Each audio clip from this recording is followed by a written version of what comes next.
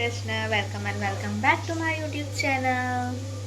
Guys અત્યારે વાગવામાં થાય છે સવારના 10 અને ઘરનું ઓલમોસ્ટ કામ આપણું બધું જ બાકી છે આજે.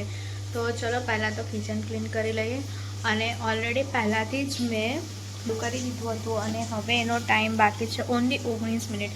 તો 19 મિનિટની અંદર કપડાં વોશ થઈ જશે ત્યાર સુધી આપણે કચરા પોતું કરી લઈએ. ઓફિસનું થોડું ઘણું કામ છે એ પતાવી લઈએ અને ત્યાર પછી કરીશું આરામ. અને ગાઈઝ એક બીજી વાત, આજે છે ને સવારથી તડકો બિલકુલ બી આવ્યો નથી.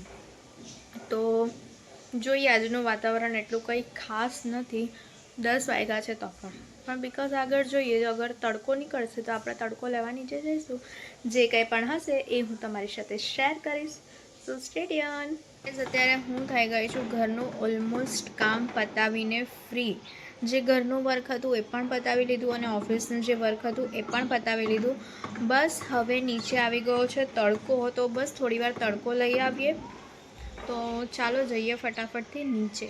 અત્યારે હું જઈ રહી છું નીચે અને તમે જોઈ શકો છો નીચે છે ને કબૂતર મસ્ત ચાણે છે. તમને જ બતાવું.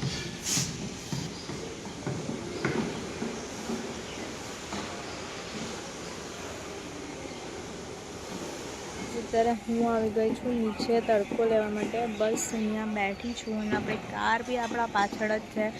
તો એક બાજુ કારનું પણ ધ્યાન રાખી શકાય અને જોઈ પણ લેવાય કે બરાબર વ્યવસ્થિત તો છે કે નહીં. ચાલો કંઈ નહીં, થોડી વાર બેસીએ ત્યાર પછી જઈશું આપણે ઘરે. મેં મારા માટે બનાવી દીધું હતું મસ્ત ભાજી અને ગરમા ગરમ રોટલો. Stay tune. અત્યારે હું થઈ ગઈ છું જમીને ફ્રી અને અત્યારે બપોરના વાગવામાં થઈ ગયા છે 1. તો ચાલો અત્યારે હું છે ને મસ્ત એક હેર ઓઇલ બનાવું છું ઘરે. જો એની રેસીપી તમને જોઈતી હોય તો તમે મને કમેન્ટ કરજો, એટલે હું એ રેસીપી તમારી સાથે શેર કરીશ. તો ચાલો ફટાફટથી બનાવી લઈએ હેર ઓઇલ. સો સ્ટે ટ્યુન.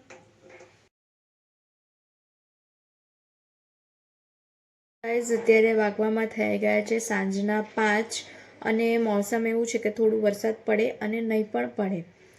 તો એમ થોડું તડકો છે, થોડો છાયો છે. ચાલો હું તમને થોડું સીન બતાવું.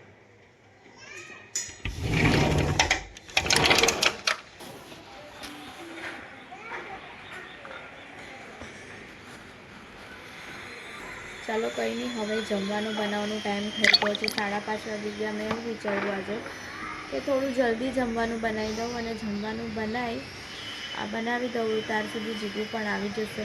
એ આવે એટલે જમવાનું રેડી હોય તો મને વધારે સારું લાગે, કારણ કે ત્યાર પછી એ આવે એટલે મારે પૂજાનો ટાઈમ થઈ જાય. પૂજાનો ટાઈમ થાય એટલે નાહી ધોઈને પૂજા કરવાની હોય, તો પછી જમવાનું બનાવવાનું થોડું લેટ થઈ જાય. એનાથી પહેલાં જમવાનું બનાવી દઉં, પછી પૂજા કરું, પછી બસ પૂજા કરીને જમી લેવાનું. તો ચાલો કંઈ નહીં, ફટાફટ બનાવી લઈએ જમવાનું. સો stay tune. Finally guys Jigu આવે એની પહેલાં મારું જમવાનું પણ બની ગયું છે. નાહી ધોઈને ફ્રેશ થઈ ગઈ છું, પૂજા પણ કરી લીધી છે અને ફિશને જમવાનું પણ આપી દીધું છે. બસ હવે જોવાય છે જીગુની રાહ. એ આવે એટલે આપણે મસ્ત જમી લઈએ. જમીને પછી જઈશું બહાર એક આંટો મારવા. સો સ્ટે ટ્યુન. ગાઈઝ જીગુ આવી ગયા છે. ફાઇનલી ગાઈઝ અમે લોકો થઈ ગયા છે જમીને ફ્રી. ઠંડી બહુ એટલે બહુ જ છે, તો પણ અમારે થોડું પર્સનલ કામથી બહાર જવું પડે. એક સેફટી છે અમારા માટે કે કારમાં અમે લોકો હીટર ચાલુ કર્યું છે, એથી મસ્ત ગરમ ગરમ હવા આવી રહી છે. હાય.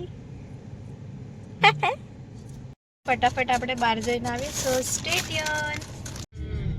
તેરે સંગ ઇશ્ક તારી હૈ, તેરે સંગ એક કુમારી હૈ. એ પરચુરણ આપે છે ને હાથમાં બી ભરી ભરીને આપો એટલે વહેલું પૂરું થઈ જાય. હોશ મેં રહું ક્યું આજ મેં તુમેરી सीनों में सुनती जिस तरह ना कोई हमनगी तुम्हारे सीने में सुनती सागर तुम्हारा मैं हूँ.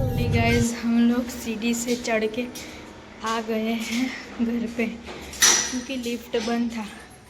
मुझे लग रहा है कि कोई मेंटेनेंस नहीं दे रहा है ना, इसके लिए लिफ्ट बंद कर दिया है. फाइनली घरे होश में. ફાઇનલી ગાઈઝ અમે લોકો બહાર એક આંટો મારીને આવી ગયા છે. બસ આજે બાર એટલું કંઈ હતું નહીં, દૂધ ને આ તે લાવવાનું હતું એ લઈને આવી ગયા છે. બસ હવે ઓલમોસ્ટ સૂવાનો ટાઈમ થઈ ગયો છે અને અત્યારના વાગવામાં થઈ ગયા છે 10:15 10:30 જેવા સમથિંગ થઈ ગયા છે. બસ હવે થોડીક જ વારમાં અમે સૂઈ જઈશું. જો આજના વિડીયોમાં આટલું જ હતું. જો વિડીયો સારો લાગે તો લાઈક કમેન્ટ અને શેર કરી દો. ચેનલમાં નવા હોય તો જલ્દી સબસ્ક્રાઈબ કરી દો. મળીએ એક નવા બ્લોગની સાથે. ત્યાં સુધી હરે કૃષ્ણ.